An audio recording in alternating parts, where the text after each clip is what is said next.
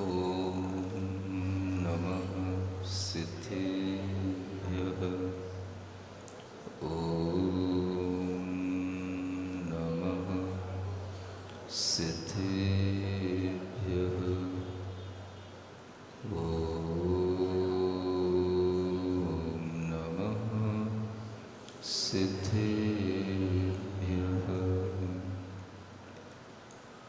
ओकारं बिन्दुसंयुक्तं नित्यं ध्यायन्ति योगिनः। कामदं मोक्षदं चैव ओंकाराय नमो नमः। अरहमित्यक्षरं ब्रह्म वाचकं परमेष्ठिनः। सिद्धचक्रस्य सद्बीजं सर्वतः प्रणमाम्यहम्। अनंतानंत सिद्ध परमेष्ठी भगवान की, देवादिदेव 1008 श्री शांतिनाथ भगवान की, वर्धमान शासन नायक श्री वर्धमान महावीर भगवान की, परम पूज्य आचार्य गुरुवर श्री विद्यासागर जी महाराज की, अध्यात्म योगी अरहम ध्यान योग प्रणेता परम पूज मुनि श्री 108 प्रणम्य सागर जी महाराज की जय। समस्त मुनि संघ की जय जय जय। वैराग्य शतक ग्रंथ की प्राकृत गाथाओं के माध्यम से जो संसार में हमें दिखाई देता है, उन्हीं भावों को पिरोते हुए उन भावों में किस तरह से हम जिएं और संसार की इस दशा को देख कर के हमारे सोचने की परिणति किस ओर जाए, इन विचारों के साथ ही इस ग्रंथ की रचना हुई है। और इन गाथाओं के माध्यम से जो हमें कुछ ज्ञान मिल रहा है, वह ज्ञान आगे बढ़ाते हुए गाथा नंबर 26, 27, 28 पढ़ते हैं। एको बंधैकम्मं एको बह बंध मरण वसनाई विसहै भवमि भमडै एगोच्चिय कम्म वेलवियो अन्नोणकुणै अहियं हियंपि अप्पा करे नहु अन्नो अप्पकयं सुह दुःखं भुंजसिता कीस दीर्णमुहो बहुआरंभ विडत्तम वित्तम विलसन्ति जीव शयनगणा तज्जनीय पावकम्मं अनुभवसि पुरोत्तमं चैव।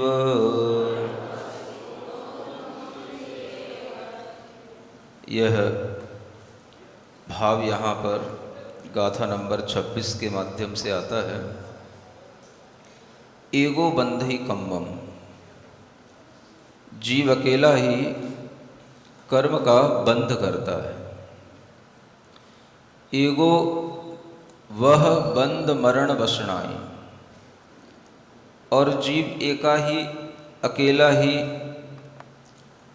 वध है, बंध है, मरण है, इनके व्यसन माने कष्ट को विसहई माने सहन करता है। भवम्मी भमड़ई, इस संसार में भ्रमण करता है। एगुच्चिय कम्म वेलवी, अकेला ही कर्मों से विलिप्त होकर के अकेला ही इस संसार में भ्रमण करता है। यह यहाँ पर एक तरह से देखा जाए, भावना शतक में आपको जो 12 भावनाएं हैं उनके बारे में भी एक चित्रण मिल रहा है।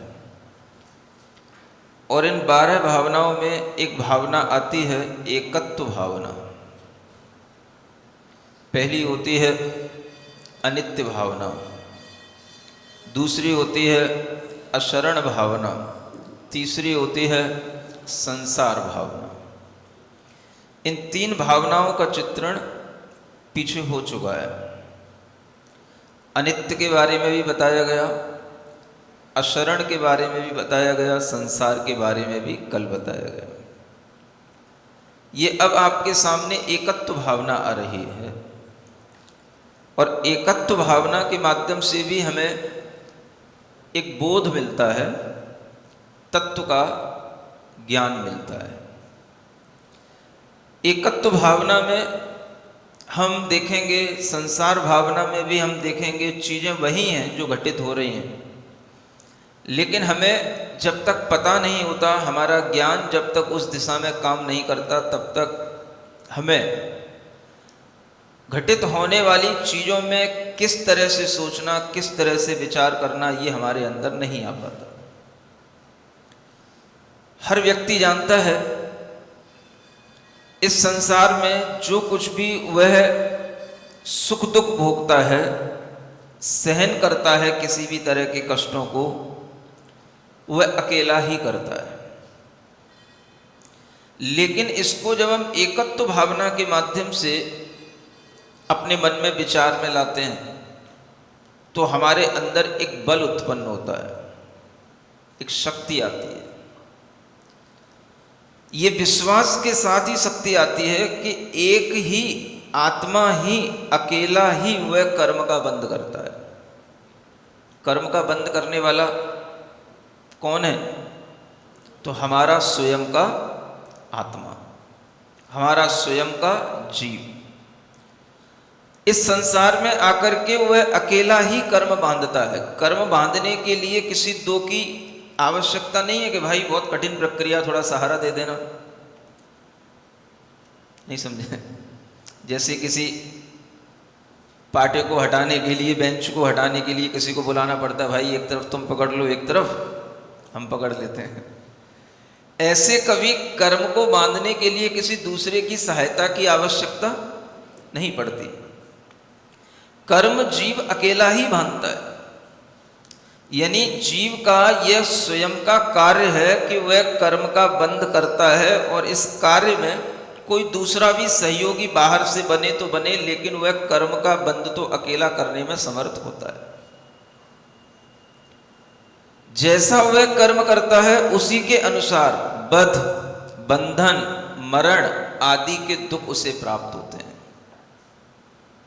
जीव ने कर्म किए हैं, और जीव के उन कर्मों के बंध के कारण से ही उसे कभी कष्ट मिलते हैं, तो वह कष्ट भी कई तरीके के हो सकते हैं। किसी का वध हो गया, मार देना, मर जाना, इसमें कितना कष्ट होता है। किसी को बांध लिया गया, बंधन में डाल दिया गया, इसमें भी बहुत दुख होता है। किसी के लिए जबरदस्ती मरण करा दिया गया, किसी को मार दिया गया, उसकी मृत्यु हो गई, मरते समय उसके लिए कितना कष्ट होता है। जब कोई अनएक्सपेक्टेड उसके सामने कोई स्थिति बन जाती हो और वह उस समय पर उसे मरना पड़ता हो, इन सब कष्टों को जीव सहन करता है। कष्ट के समय पर उसके साथ में उन कष्टों से उसे बचाने वाला कोई होकर के भी उस कष्ट में कोई कमी नहीं ला पाता, और वह जीव अकेला ही इनको सहन करता है, अकेला ही संसार में भ्रमण करता है, और अकेला ही इन कर्मों से लिप्त होता हुआ हमेशा इन संसार के कर्मों के फलों को भोगता रहता है। हो सब वही रहा है, लेकिन इसको समझना कि ये क्या हो रहा है, इसी का नाम विज्ञान कहलाता है। इसी का नाम, किसी भी तरह की साइंस अगर आप समझेंगे तो साइंस कोई और चीज नहीं होती, जो हो रहा है उसी को ढंग से समझने का नाम ही विज्ञान होता है। मानो आपका शरीर है और उस शरीर के अंदर सब कुछ चल रहा है कि आप भोजन करते हैं तो भोजन अपने आप सब तरह से वितरित हो जाता है, शरीर में शक्ति प्रदान कर देता है, लेकिन उसके बारे में जानकारी प्राप्त कर लेना कि भोजन कहाँ जाता है, कैसे जाता है, फिर वो कैसे वितरित होने के लिए किस तरह की प्रोसेस में ढलता है, कैसे हमारे ब्लड के अंदर, कैसे हमारी बॉडी के अंदर उससे शक्ति मिलती है, ये अगर हम जानकारी देते हैं बारीकी से तो उसी का नाम विज्ञान हो जाता है। ठीक इसी तरह से हम अकेले ही संसार में कर्म का बंध करते हैं। हम अकेले ही होते हैं जब हम किसी भी तरह के, चाहे किसी का वध कर दें या कोई हमारा वध कर दे, या हम किसी बंधनों में पड़ जाएं या कोई हमारा मरण कर दे, बांध दे, किसी भी तरह के हमें कोई कष्ट देता है तो हम उन कष्टों को सहन करते हैं, अकेले ही करते हैं, ये सबको पता है, लेकिन हम इसे समझते नहीं हैं। ये सब प्रक्रिया हमारे साथ में चलती है और इस प्रक्रिया में हम अकेले ही हैं। हम हाय तौबा कितनी भी कर लें, लेकिन जो कष्ट हमें भोगना है वो कष्ट हम ही भोगेंगे, कोई दूसरा नहीं भोग सकता। ये कर्म बंध की प्रक्रिया पर अगर हमें विश्वास आ जाता है तो हमारे लिए बहुत कुछ संसार में दुख कम हो सकता है। और यही प्रक्रिया हमें एकत्व भावना की ओर लाती है। एकत्व भावना का मतलब ही है कि हम अकेले ही संसार में कर्म बांधते हैं और उसी कर्म के अनुरूप हम अकेले ही फल को भोगते हैं। आपके लिए किसी भी तरह के कोई भी साधन मिल जाए, निमित्त मिल जाए, सहयोगी मिल जाए, लेकिन वह कर्म का बंध जो आपने कर रखा है उसी के अनुरूप आपको साधन मिलेंगे, निमित्त मिलेंगे, कारण मिलेंगे और उसी के अनुरूप आपके लिए फल की प्राप्ति होगी। ये अकेला ही आत्मा के द्वारा किया जाने वाला कर्म बंध है और अकेला ही आत्मा के द्वारा भोगा जाने वाला कर्म फल है। जब हम इस भाव में आ जाएं कि मैं अकेला ही कर्म बंध के लिए जिम्मेदार रहा हूं, मैं अकेला ही कर्म का फल भोगने के लिए जिम्मेदार हूं, तो इस भाव का, इस विचार का नाम है एकत्व भावना। हो तो अकेला ही रहा है, आप माने या ना माने, विचार करें या ना करें, हो वही रहा है, लेकिन अगर आप विचार कर लेते हैं तो आपके लिए एक नया ज्ञान, एक नया भाव आपके अंदर आ सकता है और वही ज्ञान आपके अंदर एक सुख भी पैदा कर सकता है। आप देखो किस किस तरह से जीवों के लिए बद्ध बंधन होते रहते हैं, चाहे पशुओं के लिए देख लो, चाहे मनुष्यों के लिए देख लो। कितने मनुष्य अनाप शनाप संख्या में मनुष्यों का बद्ध बंधन होता है, कितने तरीके की किडनैपिंग होती है, कितने तरीके के मर्डर होते हैं और कितनी बुरी तरीकों से व्यक्ति मरण को प्राप्त होते हैं। और उन कष्टों को अगर आप कभी न्यूज के माध्यम से देखते हैं, सुनते हैं, तो आप समझ सकते हैं कि मरते समय पर उन बद्ध बंधनों में पड़े हुए जीवों को कितना कष्ट हो सकता है। अगर आप विचार करें वह कष्ट उन जीवों के लिए मिल रहे हैं, इसके लिए दूसरों को हम जिम्मेदार तो ठहराते हैं, लेकिन धर्म कहता है हर कष्ट के लिए हम खुद जिम्मेदार हैं। अध्यात्म कहता है आपके कर्म ही आपके लिए उस कष्ट की ओर प्रेरित करते हैं। और ये कर्म आपने आज किए हो ये जरूरी नहीं है, आज के कर्म तो आज भोगे ही नहीं जाते हैं। हम आज जो भोगते हैं वो पिछले किए हुए कर्म होते हैं। जन्म जन्मांतर के किए हुए कर्म के फल से हमें आज कुछ भोगने को मिल रहा है और हम जो भोग रहे हैं उसमें चाहे अनुकूल आ जाए चाहे प्रतिकूल आ जाए, आता हमारे कर्म के फल से ही। हो वही रहा है, लेकिन हम विश्वास नहीं करते। और विश्वास कर लें तो हम विज्ञानी बन जाए, विशेष ज्ञानी बन जाए। इसी का नाम विशेष ज्ञानी कहा जाता है। विज्ञान का मतलब विशेष ज्ञान। यही एक बहुत बड़ी साइंस होती है, जो हम अपने भीतर की साइंस को खुद समझने लग जाएं। ऐसा ज्ञान पर विश्वास आ जाए कि भाई जो कुछ भी हमारे जीवन में हो रहा है वह हम खुद ही कर रहे हैं, खुद ही हमारे किए हुए का फल है, कोई दूसरा उसके लिए कुछ भी जिम्मेदार नहीं है। ये भाव अगर आता है तो आप कभी दूसरों के द्वारा दुख दिए जाने पर भी दूसरों से अपना बैर नहीं बांधोगे। दूसरों के द्वारा पीड़ित किए जाने पर भी आप कभी दूसरों को जिम्मेदार नहीं ठहराओगे। दूसरों के द्वारा अगर आपके लिए किसी भी तरह का कोई दुख मिल रहा है तो आप उससे ये नहीं सोचोगे कि ये केवल यही कर रहा है। आप एक क्षण के लिए ये सोच पाओगे कि नहीं, ये मेरे ही कर्म का कार्य है। और यह सोचना ही सबसे बड़ा विज्ञान है। हर मनुष्य की अंदर बैठी हुई आत्मा पिछले जन्म के कर्मों के साथ बंध को प्राप्त होने के कारण से जब उन फलों को प्राप्त करता है तो उसके सामने इस तरह के कष्ट आ जाते हैं। वध, बंधन, मरण, अनेक तरह के दुख सहन करने पड़ जाते हैं। हम हमेशा दोष दूसरों को देते हैं और व्यवहार में, संसार में दोषी दूसरा ही होता है। जैसे किसी ने आपका मर्डर कर दिया, हम किसको पकड़ेंगे? अब जो मर गया उसको क्या पकड़ेंगे, वो तो चला गया। पकड़ा उसको जाएगा जिसने मर्डर कर दिया। दोष उसका है, लेकिन ये संसार की व्यवस्था है।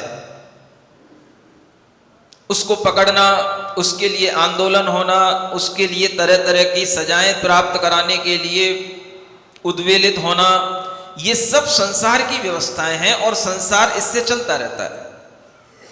लेकिन अध्यात्म की व्यवस्था अपनी जगह पर अलग है। अध्यात्म कहता है, उसने अगर आपके ऊपर गोली मार दी, उसने आपका मर्डर कर दिया, तो कहीं ना कहीं आपके भी कर्म का उसमें कारण है और आप स्वयं भी उस तरह के कर्म के लिए जिम्मेदार हैं। लेकिन ऐसा कहना व्यवहार में अच्छा नहीं लगता।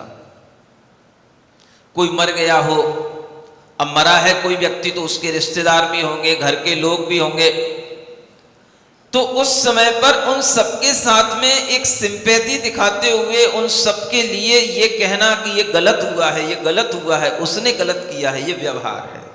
ये व्यवहार सत्य है। लेकिन एक दूसरी दृष्टिकोण भी हमारे अंदर होना चाहिए कि इसमें भी कहीं ना कहीं उस व्यक्ति के भी पूर्व कर्म का कार्य है, जिसके कारण से उसे इस तरह का अचानक से अकाल में मरना पड़ गया, उसके लिए गोली लग गई, उसके लिए दुख हो गया, उसकी मृत्यु हो गई। ये जो दूसरा पहलू है अध्यात्म का, ये कोई सोच नहीं पाता, इस ओर किसी की दृष्टि नहीं जाती है। और इस ओर दृष्टि न जाने के कारण से ही हम हमेशा दूसरों पर ही क्रोधित होते हैं, दूसरों पर ही हम दोषारोपण करते हैं और दूसरे को ही दोषी समझते हैं। और ये होता रहता है। आप देखोगे आपके समक्ष इस तरह की घटनाएं होती रहती हैं, शहरों में भी होती हैं, दूसरे शहरों में भी होती रहती हैं। और इन घटनाओं के माध्यम से कभी हमारी दृष्टि इस ओर आ पाती है क्या? भाई ऐसा भी हम कभी विचार कर पाते हैं क्या कि इसमें उस व्यक्ति के भी इस तरह के कर्म का उदय हो सकता है, या मेरे खुद का अगर मेरे साथ भी खुद हो रहा है तो वह मेरे ही कर्म के कारण से हो रहा है, मैंने जैसा कर्म बंद किया था उसी के कारण से हो रहा है। इस तरह का विचार आ जाए तो हमारे अंदर एक बहुत बड़ा शांति का परिणाम, शांति का भाव उत्पन्न हो सकता है। लेकिन वो हो नहीं पाता। हमारी आदत में, हमारी बुद्धि में हमेशा यही बात बनी रहती है कि उसने मेरे लिए गलत कर दिया। हमारे कर्म हमारे साथ में कभी इस तरह की व्यवस्था बना सकते हैं, ये हमें कभी भी महसूस नहीं होता, मरते दम तक नहीं होता। आदमी के लिए किसी भी तरह का मरण उपस्थित हुआ हो, कभी कभी दूसरों की रक्षा करते हुए भी जीव का मरण हो जाता है। अभी हाल ही में कुछ सैनिक शहीद हुए, होते ही रहते हैं। समाज की रक्षा करने के लिए, देशवासियों की रक्षा करने के लिए कितने ही लोगों को शहीद होना पड़ता है बॉर्डर पर। और आप देखो, आतंकियों के माध्यम से जब आतंक मचाया जाता है तो उससे रक्षा करने के लिए कितने लोग अपनी जान गंवा देते हैं। हम उन सब शहीदों के लिए एक सम्मान देते हैं, हम उन सब शहीदों के लिए एक भीतर से करुणा की भावना भी लाते हैं कि देखो इनके परिवार में कितना दुख हो गया, और ये दुख हो जाता है। अब ये दुख है और ये हमेशा से होता आ रहा है। कितने ही ऐसे जवान होते हैं जिनकी 1 साल पहले शादी हुई हो, 4 महीने पहले शादी हुई हो, अचानक से उनकी गोली लग जाती है, उनकी मृत्यु हो जाती है। हम कितने ही तरह के ऐसे भी लोगों को देखते हैं, ये तो चलो अच्छे लोग हुए जिन्होंने किसी की रक्षा में अपने प्राण निकाले, देश की रक्षा में इनके प्राण गए। कुछ ऐसे भी लोग होते हैं जो किसी की रक्षा नहीं करते, केवल मारते ही हैं। अब मान लो कि हम दूसरी तरफ से देखें कि जिन आतंकियों ने इस तरह का कोई कृत्य किया और इनका मरण हो गया, अगर कभी वो आतंकी भी किसी ना किसी की गोली खाएंगे, वो भी तो मरेंगे।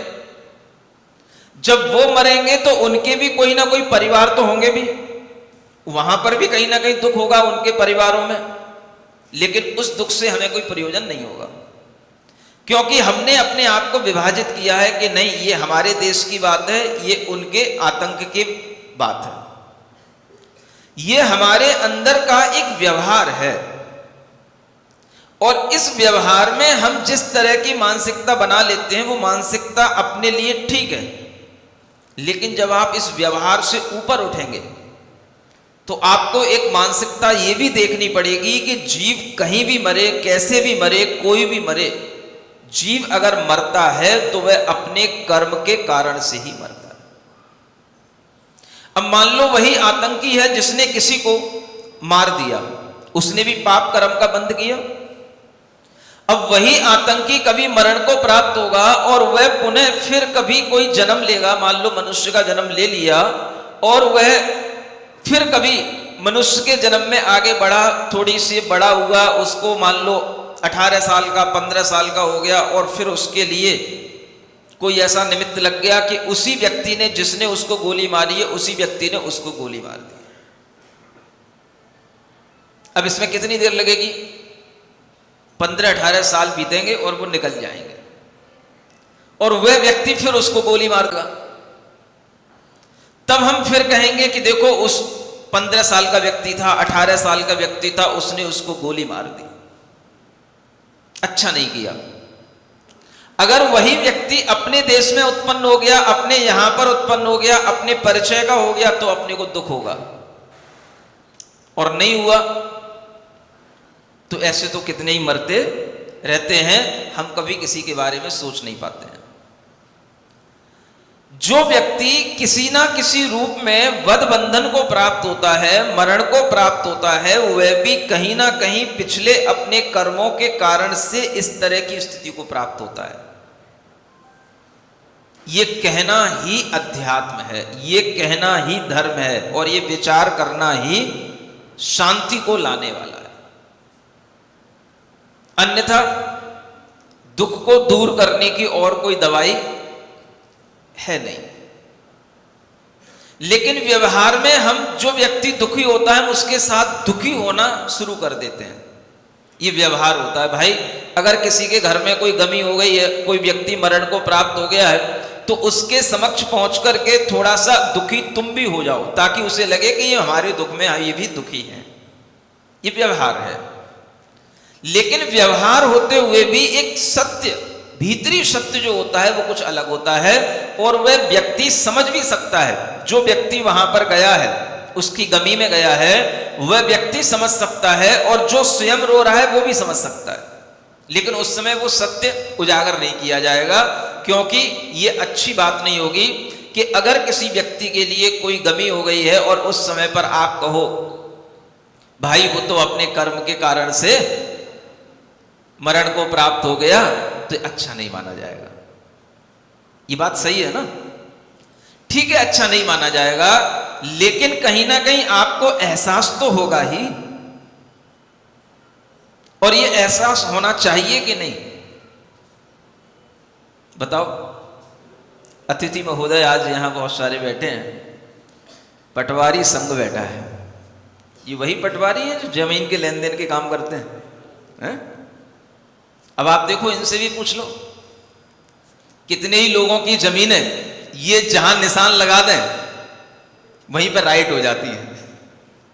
समझ आ रहा है? ये लोग इतने विश्वस्त माने जाते हैं कि अगर किसी व्यक्ति को अपने जमीन का सीमांकन कराना है, नाप तौल कराना है, और अगर खसरे में कहीं पर किसी को पता नहीं हो कि भाई जमीन कहां से कहां तक है, तो यही प्रामाणिक है उसके लिए। जहां ये कह देंगे भाई ये लाइन यहां तक है, बस वो पक्की लकीर हो गई, अब उस लकीर को कोई हटा नहीं सकता है। ऐसी बात है ना? ऐसे ही होता है ना? आपके हाथ में भी बहुत कुछ होता है। कितने ही लोगों की जमीन आप गबन भी करा सकते हो, कितने ही लोगों की जमीनों में आप उन्हें उनका हक भी दिला सकते हो, कितने ही लोगों की जमीनें जो उलझी हुई रहती हैं आप उन्हें सुलझा भी सकते हो। आप लोगों के हक में होता है। लेकिन कभी कभी आप लोगों के सामने भी ये परिस्थिति बन जाती होगी कि आपको भी कहीं ना कहीं ये जानते हुए भी कि ये गलत हो रहा है, आपको करना पड़ जाता होगा। होता है ऐसा? कभी ना कभी होता ही होगा। जब हम किसी भी व्यक्ति के बारे में अच्छा या बुरा कर रहे होते हैं तो ये हमारा कर्म तो हम उस समय पर कर रहे होते हैं, लेकिन जिसके साथ अच्छा या बुरा हो रहा होता है उसके भी अपने कर्म उसी तरह के होते हैं। यानी किसी व्यक्ति के साथ में किसी की जमीन में अगर कुछ कमती हो गया और आपने कहा कि नहीं नहीं आप गलत समझ रहे थे, आपकी जमीन यहीं तक है, 10 फीट जमीन आपको इधर देनी पड़ेगी, ये अलग सड़क के लिए निकलेगी और ये अलग इस दूसरे के खेत में मिलेगी। आपने कह दिया तो मिलेगी, अब उस पर कोई केस नहीं हो सकता है। सामने वाले के लिए लग रहा हो कि मेरी 10 फुट जमीन चली गई, ये किस लिए चली गई? इसमें भी उसका कर्म का कार्य है, और आपने जो इस तरीके से कर दिया उसमें भी आपके कर्म का कार्य है। अब आपके लिए वह कर्म अज्ञानता से हो गया, किसी के दबाव में हो गया, जो कुछ भी हुआ हो वो कर्म आपके द्वारा जो किया जाएगा वो आपके अंदर बंध को प्राप्त होगा, और उस कर्म के कारण से जो उसको फल मिलेगा वो सामने वाले के लिए मिलेगा। और ये व्यवस्था हर जीव की हर समय चलती रहती है। व्यक्ति ने जिस तरह का कर्म किया है उसी तरह के कर्म के फल से उसके समक्ष आई हुई संपदा भी चली जाती है। उसके नाम की जमीन भी कई बार दूसरे लोग इस तरह से हड़प लेते हैं या कब्जा कर लेते हैं कि वह खुद भी उस पर अपना अधिकार नहीं बना पाता है। क्यों?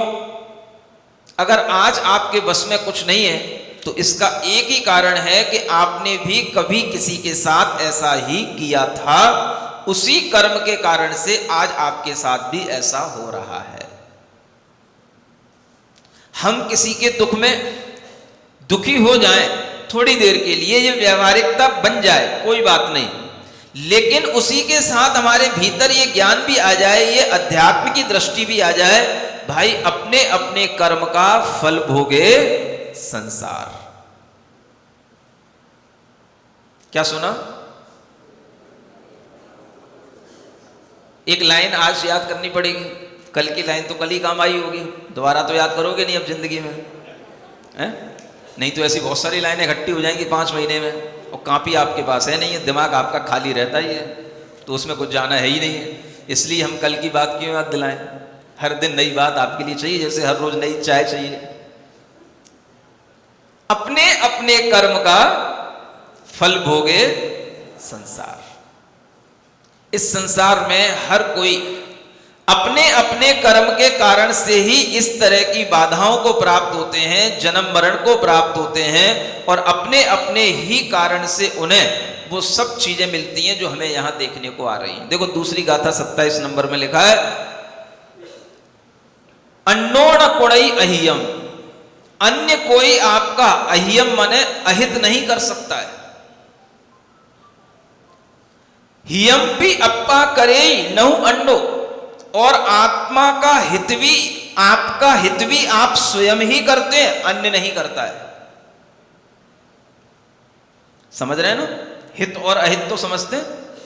इसने मेरे लिए हित कर दिया, ये मेरा हितैषी हो गया। इसने मेरा अहित कर दिया, ये मेरा शत्रु हो गया। हम ये तो कह देते हैं तुम मेरे लिए बहुत हितैषी हो, तुम ही मेरे बारे में अच्छा सोचते हो, बाकी वो तो मेरे बारे में हमेशा गलत ही सोचता है। हम यूं तो कह देते हैं कि आप मेरे हितैषी हो, आप हितोच्छुक हो, लेकिन हम कभी ये नहीं सोच पाते हैं कि हमारा हित हमारा ही आत्मा करता है और कोई दूसरा नहीं कर सकता है। दूसरा क्या हमारा हित कर पाएगा? दूसरा हमारे हित के लिए कभी सोच भी लेगा तो हमारा हित तभी होगा जब हमारी आत्मा में कुछ उसकी शक्ति होगी करने के लिए, उस तरह के हमने कर्म पहले किए होंगे। आप अपने बच्चे के बारे में लाख सोच लो, बेटा आईएएस बन जाए, कलेक्टर बन जाए, कलेक्टर बन जाए, तुम्हारे सोचने से बन जाएगा वो कलेक्टर? उसकी आत्मा का हित वह खुद करेगा। अगर उसे कलेक्टर बनना है तो उसकी योग्यता उसको कलेक्टर बनाएगी, तुम्हारे सोचने से वो कलेक्टर नहीं बन जाएगा। तुम भले ही चाहे उसको कितनी बड़ी बड़ी कोचिंग करा दो, चाहे कितने अच्छे नोट्स दिला दो, चाहे कितने बड़े बड़े उसको कोचर ट्यूटर सब उसके लिए उपलब्ध करा दो, लेकिन उसका हित जब होगा तो उसके ही योग्यता से होगा। और वो योग्यता कहां से आती है? उसके ही अपने कर्म के कारण से वह आत्मा वह योग्यता को प्राप्त करेगा। तो आत्मा का हित करने वाला कौन होता है? अन्य नहीं होता कोई। समझ में आ पा रही बात? अपनी आत्मा का हित कौन करेगा? अपनी आत्मा ही करेगी। जब हित अपनी आत्मा करेगी तो अहित भी अपनी आत्मा ही करेगी। अब भाई तुमने मेरे लिए अहित कर दिया, तुमने मेरे लिए बुरा कर दिया, तुमने मेरे लिए बहुत बड़ी बुराई कर दी, तो बुराई उसने नहीं कर दी, बुराई भी हमारे ही आत्मा में बंधे हुए कर्म के कारण से हमारी आत्मा को प्राप्त हो गई। करने वाला सामने कोई दूसरा निमित्त बन सकता है। तो अहित भी हमारी आत्मा का आत्मा ही करती है और हित भी आत्मा का आत्मा ही करता है। ये बातें अगर हमारे कहीं जहन में उतर जाएं और कहीं हमारे विश्वास में आ जाएं तो कितना अच्छा हो। इन विचारों के माध्यम से ही आप अपने लिए कुछ अच्छा या बुरा जब करने को चलते हैं और आपके साथ में अच्छा नहीं हो पाता या बुरा हो जाता है तो आप किस पर टूटते हैं? दूसरे पर। लेकिन अध्यात्म क्या कहता है, धर्म क्या कहता है, हमारी अपनी नैतिकता क्या कहती है? हम किसी के लिए कभी भी अगर बुरा सोचते हैं तो बुरा सोचने में हमारे अंदर तो वो बुरे कर्म बंध ही गए। अब जब वो बुरे कर्म हमारे अंदर बंध गए तो वो हमको कभी ना कभी बुरा फल देंगे। इसलिए किसी के लिए न बुरा करो न बुरा सोचो, क्योंकि कर्म आपके अंदर बंध रहे हैं दूसरों के कारण से। और दूसरे को कभी पता ना हो और कुछ उसे पता भी ना हो कि आप उसके लिए क्या योजना बना रहे हैं। ऐसा होता है कि नहीं होता? हम दूसरों के लिए अच्छी अच्छी भी योजना बनाते हैं, बुरी बुरी योजनाएं भी बनाते हैं, और उन योजनाओं का दूसरे के लिए कोई पता भी नहीं है। लेकिन उन योजनाओं को बनाते हुए आपके लिए अच्छे या बुरे कर्म का बंध तो होगा ही। इसलिए आपकी आत्मा का जब कभी कोई अहित होगा तो फिर आप कहोगे हमने तो कभी किसी की बुराई की नहीं थी, अब हमारी बुराई क्यों हो रही है? तुमने बुराई नहीं की थी, कब नहीं की थी? कल नहीं की थी, 2-4 दिन पहले नहीं की थी, जन्म से लेकर के अभी तक तुम्हें पता है तुमने कभी किसी की बुराई नहीं की? चलो वो भी याद कर लिया, हाँ जन्म से लेकर अभी तक भी हमने किसी की बुराई नहीं की। अब इससे पहले भी कुछ था कि नहीं, कि इसी जन्म में ही तुमने सब कर्म बने थे तुम्हारे लिए, इसी जन्म में ही तुम एक नए पैदा हुए थे, इसी जन्म में ही तुम्हारी शुरुआत हुई थी, इससे पहले कुछ था कि नहीं? हम जो पहले से लेकर के आते हैं ज्यादातर हम उन्हीं कर्मों के फल को भोगते हैं। जो पिछले जन्म में हमने अगर बुराइयां की हैं तो हमारे लिए वो बुराई मिलेगी। इस जन्म में बुराई कर रहे हैं वो हमारे लिए इस जन्म में भी मिल सकती है, अगले जन्म में भी मिल सकती है। कर्मों का कोई अता पता नहीं है, लेकिन कर्म फिक्स हो रहा है। और इसलिए जब भी आपके लिए ये समझदारी आएगी कि हम ये मानने को तैयार हो जाएं, अपकयम सुख दुखम, मैं अपने ही किए हुए सुख दुख को भुंजसी माने भूजता हूं, तो आपके लिए फिर इस विचार के आने के बाद में फिर आपका भाव, आपका मुख दीन नहीं होना चाहिए। यहां लिखा है ना,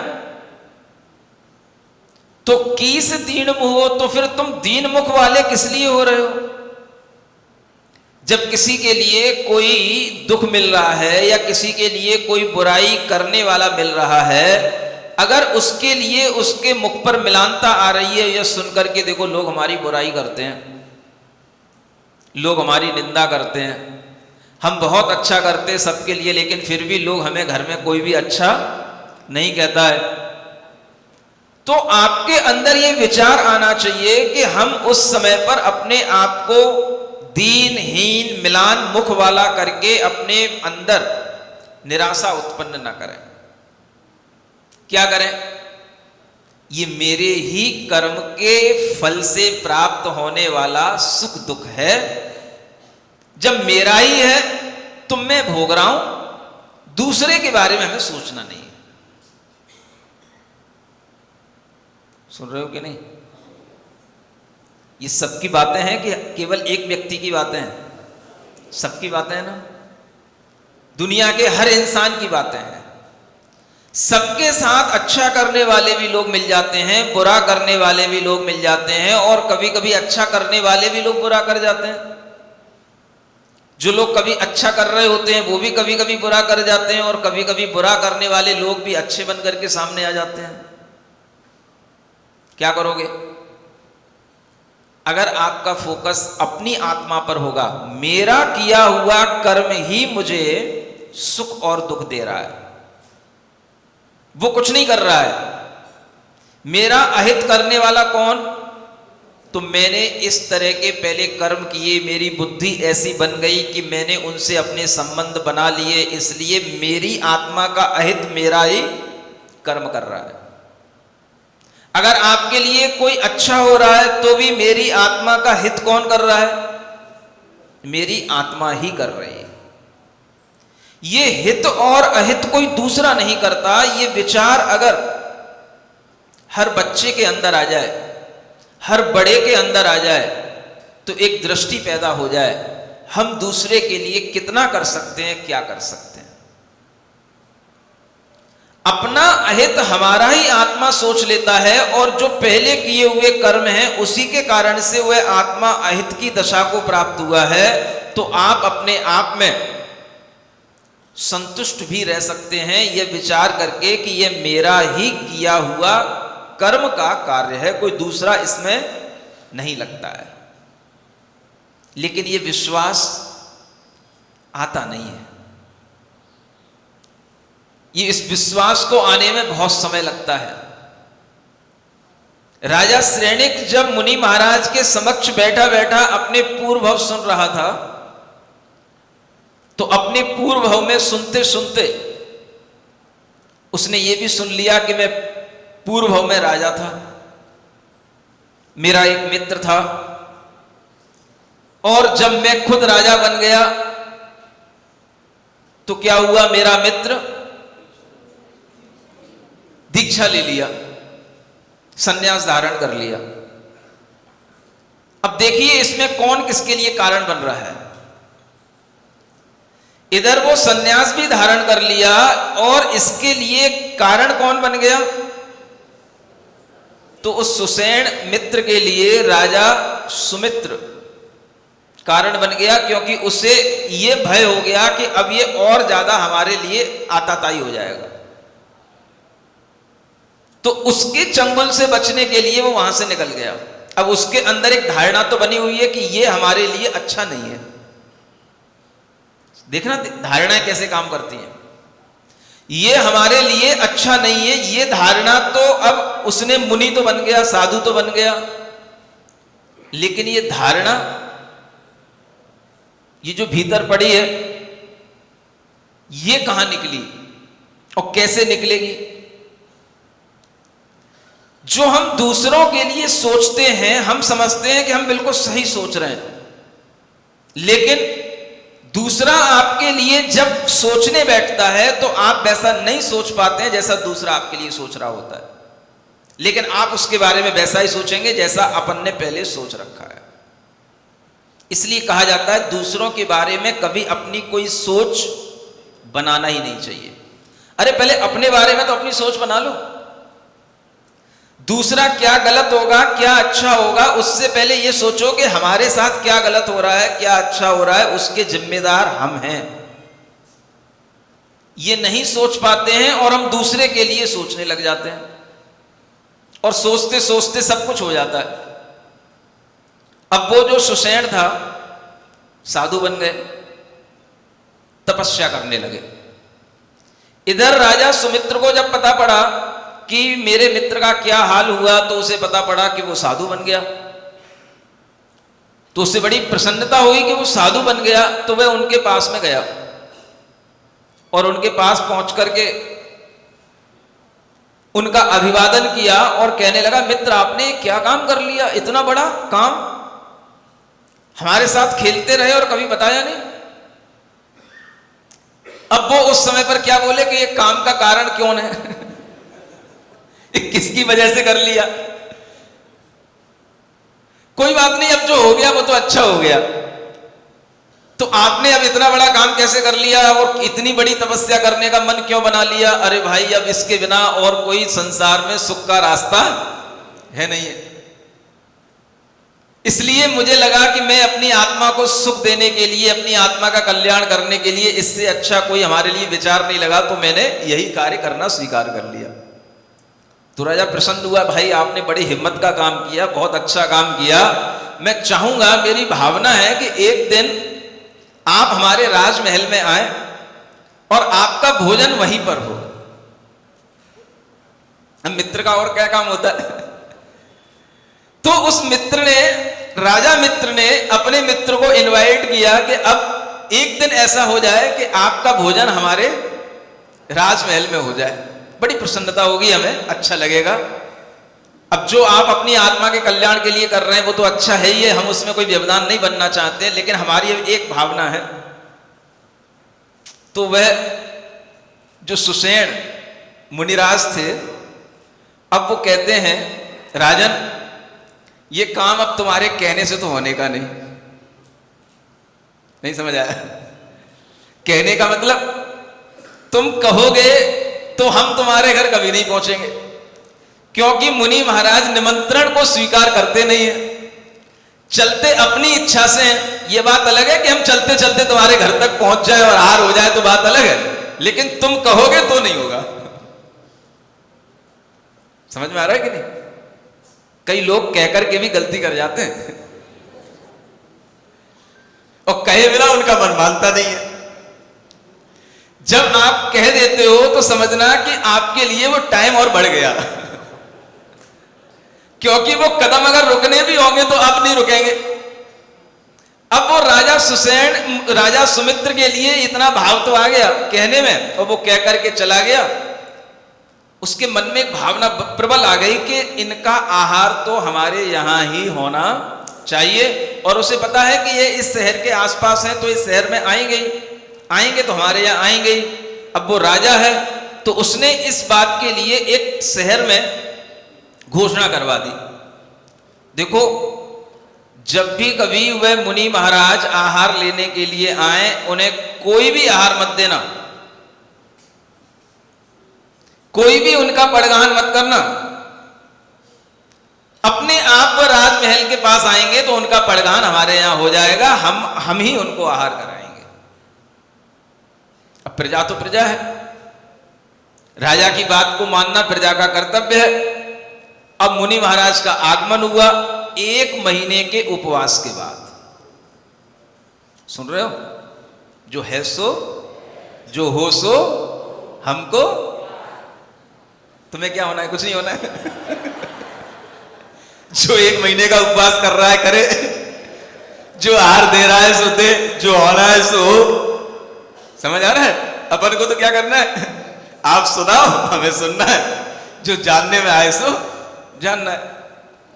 अब वो मुनि महाराज का 1 महीने के बाद में आहार के लिए जो है नगर में जाना हुआ, और राजा ने क्या रखा था, कोई भी आहार देगा नहीं।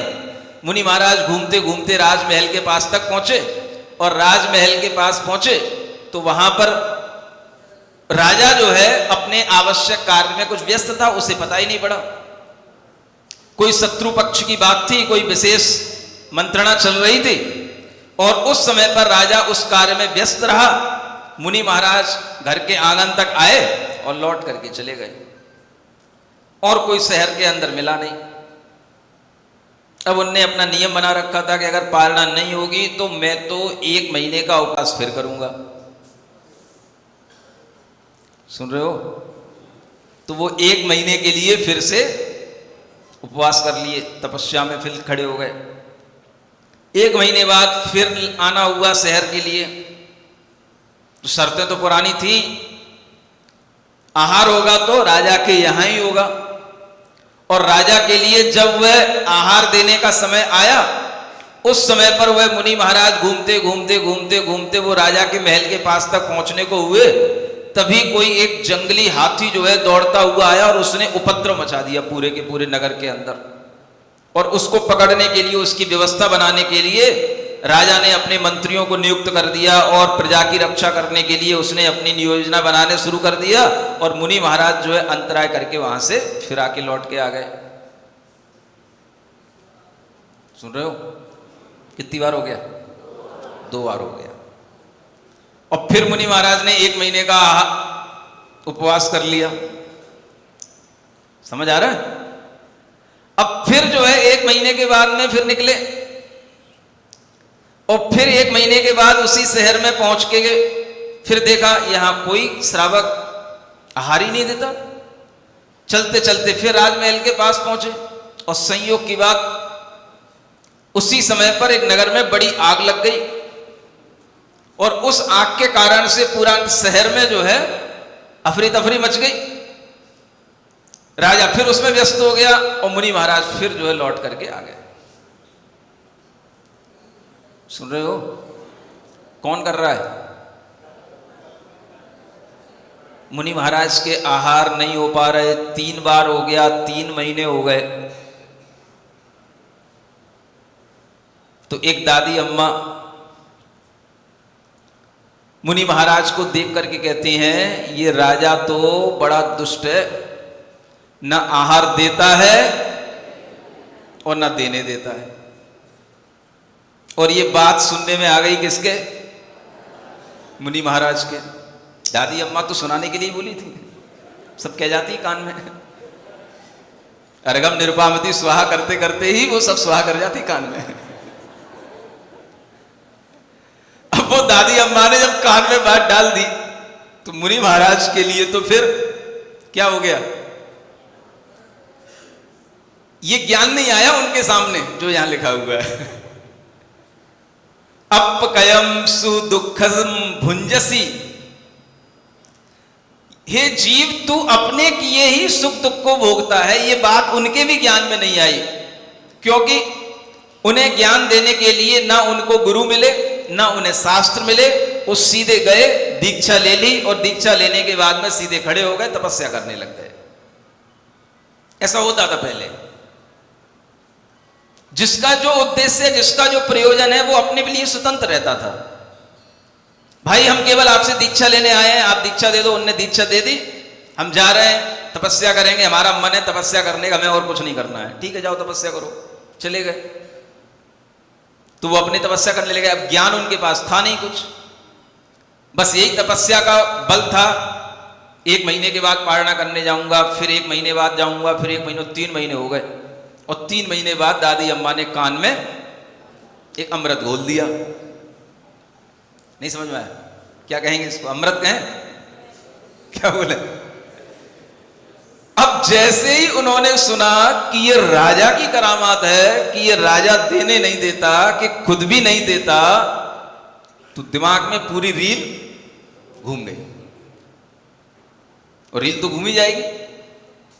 जिसके बारे में हमने जो सोच रखा है, जिसके बारे में जो धारणा अगर हमने बना ली है, तो हम उस धारणा को कभी भी अपने सामने ले आएंगे जब भी हमारे लिए दिमाग में लगेगा कि भाई ये हमारे लिए प्रतिकूल हो रहा है।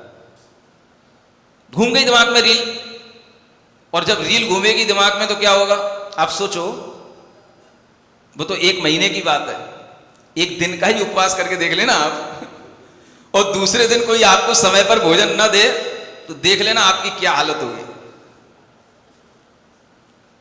देखना आपको कितना क्रोध आएगा, आपके तेवर क्या होंगे। और अगर कोई भोजन देने बैठ जाए और उस समय पर आपको बिल्कुल आपको इच्छा हो कि हमें कोई गरम गरम उकाली पिला दे, आज तो हमें खूब अच्छी बढ़िया बढ़िया उकाली मिलेगी, रस मिलेंगे, और आपके लिए कोई ठंडा ठंडा पानी दे दे। समझ आ रहा है? वो पानी भी ठंडा ना हो, बिल्कुल नॉर्मल हो। आपकी इच्छा थी कोई अच्छे ढंग से पालना हो जाए, और सामने वाले ने कुछ अच्छा दिया ही नहीं। सुन रहे हो कि नहीं? 10 धर्म के दिन आ रहे हैं, भूमिका बना लो अच्छे से। किस पे उबलना है, किसको उबालना है, क्या खाना है, किसको खाना है। नहीं समझ आया? किसको खाना है? आदमी दाल रोटी सब्जी खाता है, किसी दूसरे को भी खा जाता है कभी कभी। नहीं समझ में आया? जब आप दूसरे पर उबलते हो तो आप उबला हुआ सामने जो पानी है उसको पी रहे होते हो कि दूसरे पर उबल रहे होते हो? समझ आ रहा है? जब आप सोच रहे होते हो कि ये मुझे क्या खिला रहा है, और उस समय पर आप खाने वाली चीज खा रहे होते हो, सामने वाले को खा रहे होते हो, और आप तो आप ही है। अगर आपकी मनचाही पत्नी ने मनचाहा आपको न परोसा हो तो आपकी स्थिति क्या होगी? क्या समझ में आ रहा है? क्या होगी आपकी स्थिति? आप कुछ भी कर सकते हो उस समय पर, उसके ऊपर उबल भी सकते हो, उसको बिल्कुल जला भी सकते हो, उसको खा भी सकते हो। कभी कभी कहा जाता ना, ये तो मुझे खाने को दौड़ रहा है। नहीं समझ में आया? तभी दौड़ते तो हो गए खाने के लिए, तभी तो कहा जाता है ना। ये कहावत गलत तो नहीं हो गई? ये मुझे खाने को दौड़ रहा है। खाने को दौड़ रहा है मतलब बोलो तो, इतने भोले बन के बैठ जाते हो यहां जैसे कुछ जानते ही नहीं हो। क्यों पटवारी? समझ में आ रहा है ना? ऐसा अपने साथ भी होता है कि नहीं? कोई अपने को खाने को दौड़ रहा है, कोई अपने को मारने को दौड़ रहा है, कोई अपने ऊपर उबल रहा है, ये सब होता रहता है। और उस समय पर हमारे अंदर क्या परिणाम आता है? ये मेरा अहित करने वाला है, इसने मेरे लिए पहले भी अहित किया था और आज भी करने को तैयार है।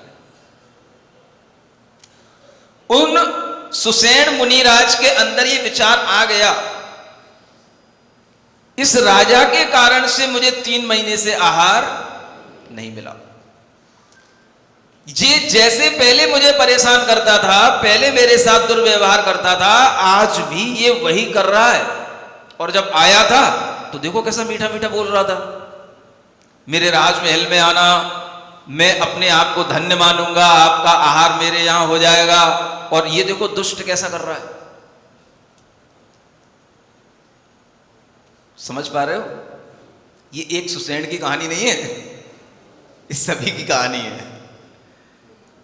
और इस तरह की तपस्या करना सरल हो जाता है, लेकिन अपने अंदर के उबाल को कंट्रोल करना यह कठिन हो जाता है।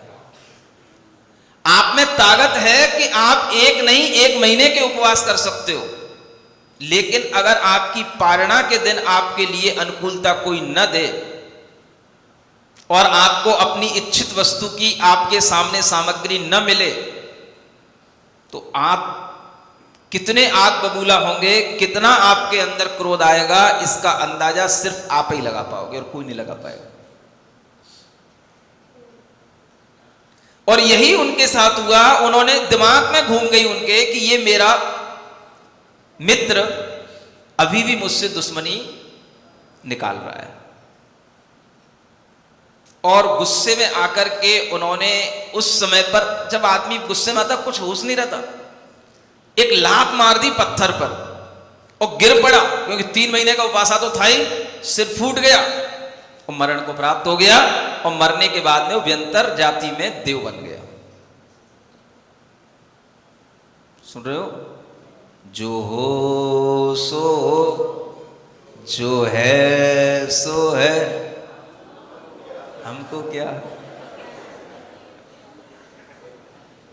समझो तो कि क्या हो रहा है, क्यों हो रहा है। हमको कुछ नहीं है, ये तो ठीक है, लेकिन अगर हमारे साथ भी कुछ हो तो भी यही बोलना है कि हमको क्या। अभी तो हम दूसरे के लिए बोल रहे हैं हमको क्या, हमको क्या, और जब हमारे साथ हो तो याद रहेगा, तब भी यही बोलना है। उस समय पर उसकी मृत्यु हो गई, वो तो देव बन गया, व्यंतर जाति के देव बन गया, कोई बात नहीं, चलो वो गई कहानी। अब इधर जो राजा थे, इन्हें कुछ पता नहीं, और कई दिनों के बाद में उन्हें पता पड़ा कि मेरे मित्र का वियोग हो गया, मेरे मित्र का मरण हो गया। अब राजा के परिणाम वो नहीं थे जो वो मंत्री मुनिराज के परिणाम थे। राजा के परिणाम क्या है? सही है। उसे पता ही नहीं पड़ा कि कब उसके सामने क्या हो गया, कब 1 महीना गुजर गया। उसने कोई भी चीज इंटेंशन पूर्वक नहीं की, और उसको अपने मित्र के प्रति लगाव भी था। तो जब उसके मरण का समाचार सुना तो उसे दुख हुआ, बहुत दुख हुआ। भीतर से वो इतना व्यथित हुआ कि उसे दुनिया में कुछ भी अच्छा नहीं लगा। मेरा एक ही मित्र था और मैं उसके लिए भी कुछ नहीं कर पाया। वो इतना दुखी हुआ कि उसके लिए राजकार्य में मन लगना बंद हो गया। और एक दिन तो उसने भी सोच लिया कि मैं अब ये राजपाट का त्याग कर दूंगा, क्योंकि मेरे मित्र ने भी ऐसा ही किया था। और वो जाकर के एक कहीं जो तपस्वी होते हैं दूसरे टाइप के, जो तरह तरह की भूत वगैरह लगा करके तपस्या करते हैं, तो ऐसे तापस्वियों के यहां पर चला गया और वहां जाकर के वो तपस्या में वो भी लीन हो गया। अब उसने भी तपस्या की, और उस तपस्या करने के बाद में वो तपस्या भी उसकी भी अज्ञान जनित तपस्या है। वो मुनिराज ने की थी, सुसैन ने, उसकी भी अज्ञान जनित तपस्या थी। इस राजा की भी तपस्या अज्ञान जनित है। ये सब अज्ञान से तपस्याएं चल रही हैं। लेकिन उन तपस्याओं से जो पुण्य मिल जाता है, उसके कारण से देवगति मिल गई। और उस राजा का भी मरण हुआ तो वो राजा भी व्यंतर जाति का ही एक देव वो भी बन गया। समझ आ रहा है? अब दोनों कहां पहुंच गए? देवगति में पहुंच गए। अपने अपने कर्म का, बोलो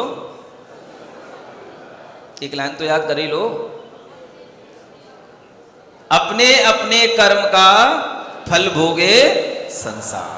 संसार क्या भोगेगा? संसारी जीव ही फल भोगता है, सब अपने अपने कर्म के फल से। अब दोनों देव बन गए।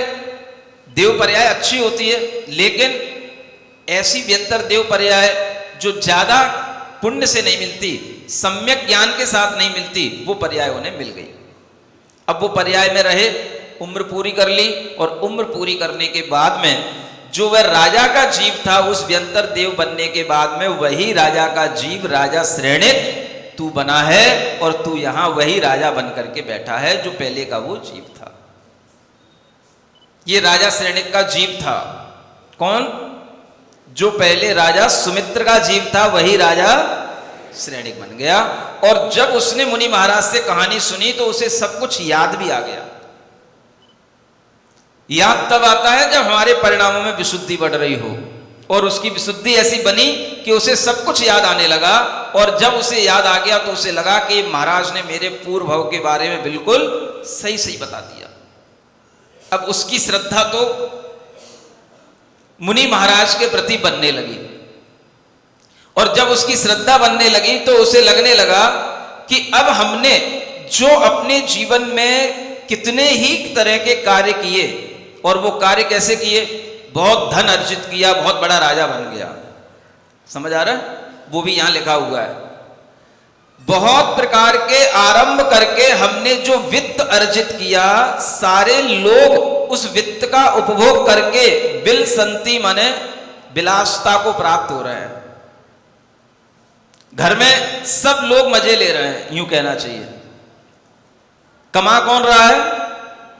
एक राजा अपने पुण्य से राज्य कर रहा है, एक राजा का पुण्य है, और उस अपने पुण्य से कई लोगों के लिए वह दे भी रहा है। लेकिन उस पुण्य में जिस तरह का पाप उसे करना पड़ता है, दूसरे राजाओं की हत्या करनी पड़ती है, अनेक निरपराध प्रजा की हत्या होती है युद्ध करने में, उन सबका भागी कौन बनेगा? राजा ही बनेगा। जो खा रहे हैं वो नहीं बनेंगे।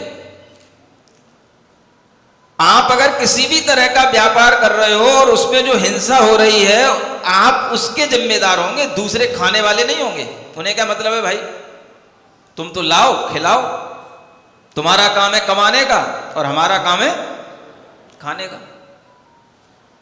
तो कमाने वाला कमाता है, और उस कमाई का फल जो दूसरा भोगता है वो उसका जिम्मेदार नहीं होता है। अब पाप कर रहा है तो कमाने वाला कर रहा है, लेकिन उसे अच्छा लग रहा है कि हमारे लिए इतने हितैषी हैं, इतने लोगों के लिए मैं हित कर रहा हूं। तो आचार्य कहते हैं तज्जनीय पावकम्मम, उससे उत्पन्न हुए पाप कर्म का हे जीव तुम ही अनुभव करोगे जो पाप यहां कर रहे हो। दूसरों के लिए जो पाप कर रहे हो, उस पाप का फल कौन भोगेगा? अकेले ही भोगोगे, कोई दूसरा नहीं मिलेगा फिर वहां भोगने के लिए।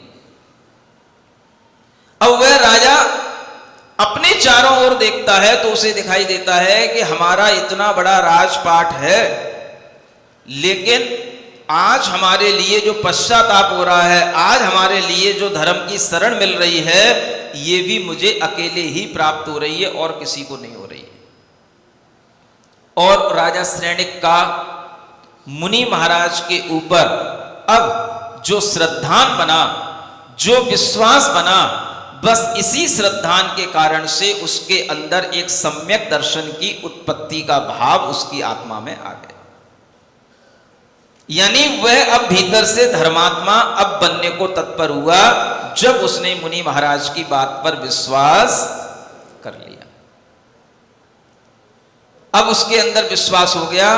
अब वो कहता है जो हो सो हो, जो है सो है, हमको क्या, हमको क्या, हमको क्या। जो हो सो हो, जो है सो है, हमको क्या, हमको क्या, हमको।